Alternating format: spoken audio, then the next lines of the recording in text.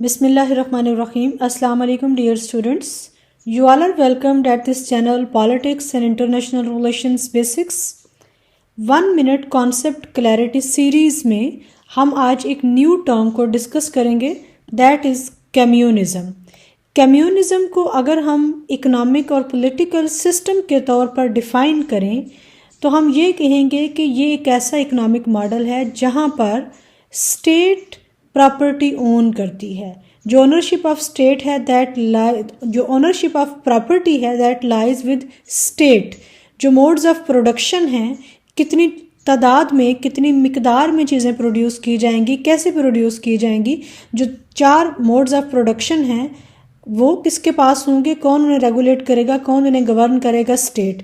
और अगर हम इसे as a political system define करते हैं तो वहाँ पर मल्टी पार्टी गवर्नमेंट के बजाय 1 पार्टी गवर्नमेंट होती है. Take care.